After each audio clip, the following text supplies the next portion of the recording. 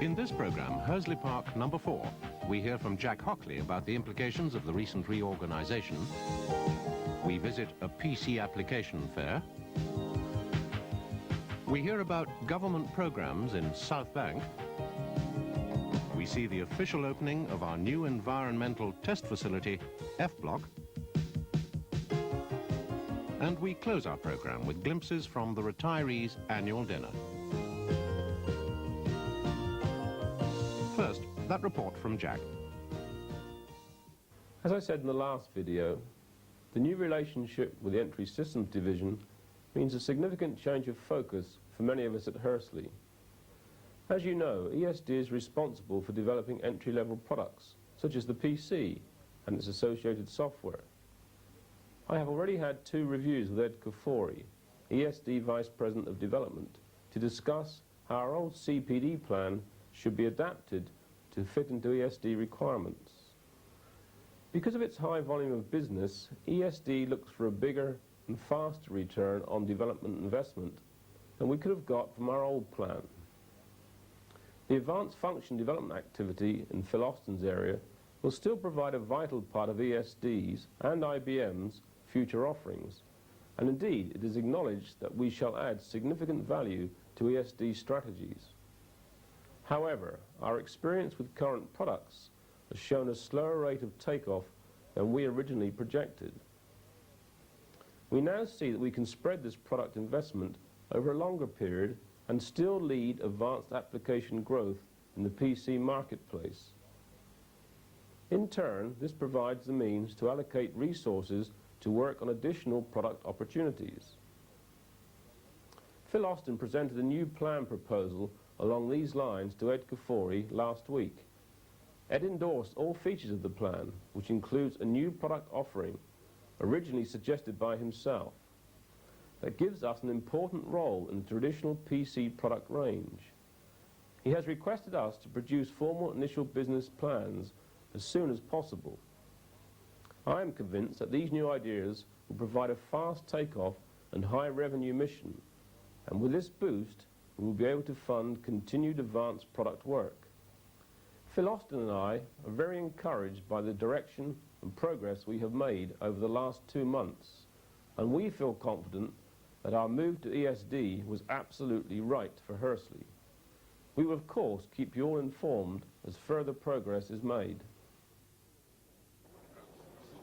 Software for the PCG and GX was demonstrated at a recent applications fair organized by Graphic Systems. We start with John Simmons showing a financial application. What I am demonstrating here is the GGXC application being used to predict profit through to the end of the year. I have entered data which gives the sales, costs and profit figures, and I have calculated a set of prediction values for the final 3 months of the year. Another application was described by Steve Newberry and demonstrated by Brian Hempstead.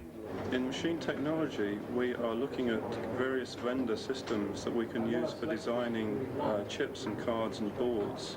And the example that we see here is a system produced by a company called Valid, which is a schooled editor, which is being used here for designing the logic for chips.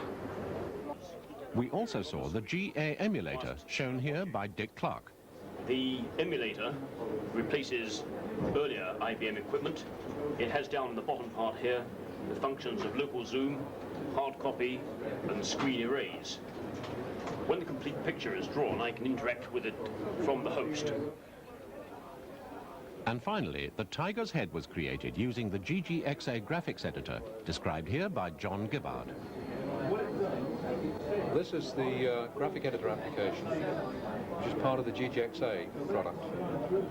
The main purpose of it is to be able to create pictures and edit pictures, and in conjunction with the plotting part of the application and in conjunction with the printing application, you can produce hard copy of these pictures.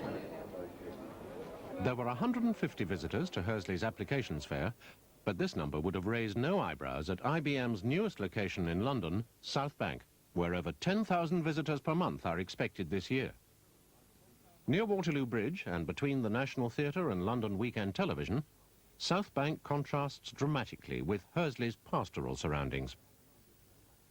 This, the busiest customer centre in the UK, has its own reception area and many conference rooms where a large range of IBM products can be demonstrated.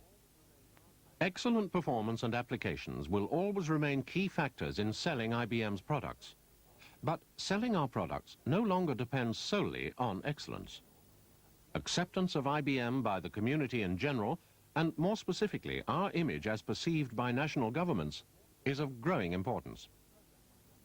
Located in South Bank is Government Programs, whose manager, Jerry Wade, visited Hursley Park in February.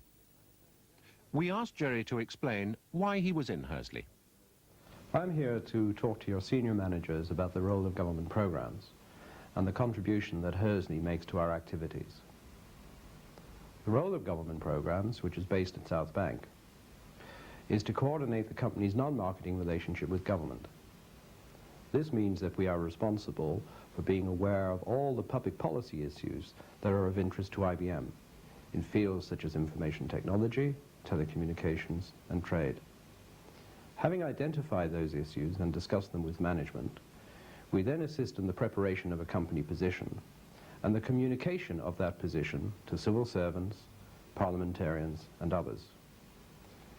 We communicate with these audiences in different ways.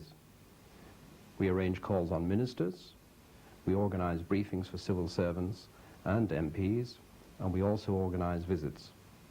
And in addition, we communicate with them through a newsletter which we send out 3 times a year. An additional responsibility of ours is to ensure that civil servants and parliamentarians are aware of IBM's contribution to the UK. And we also try to improve their understanding of the information technology industry, of which IBM forms such a vital part. One of the ways in which we improve their knowledge of the industry is to encourage them to come to Hursley to see what IBM is doing here. We believe that's a very worthwhile investment, and we much appreciate the time and effort that our colleagues at Hursley put into these visits. Our next visit is to the F Block test site. This building of novel construction is transparent to radio frequencies and is where free field testing is carried out to meet regulatory standards. Below ground are 3 chambers. The most impressive is a metal Faraday cage in the form of a semi-anechoic chamber lined with cones to prevent radio frequency reflections.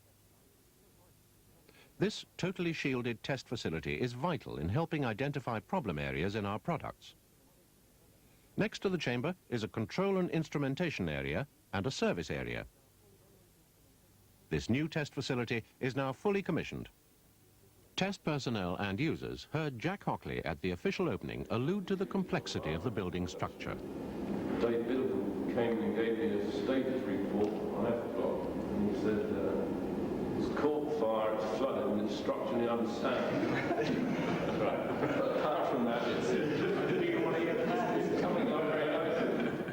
Some members of the team played a special part in driving events to fruition, and a special contribution award was presented to Matthew Lovering.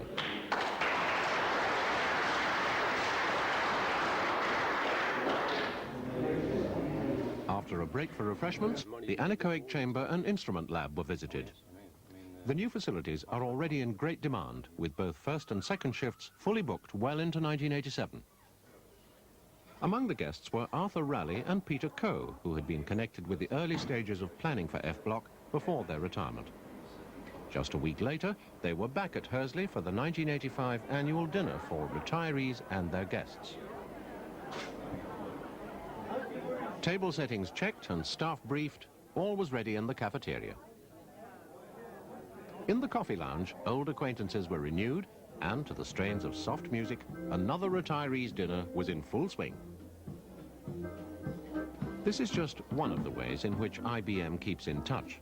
Retirees are also sent copies of developments and UK news.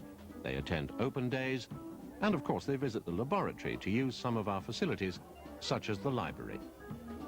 It's from the library that they can borrow for home viewing copies of this video.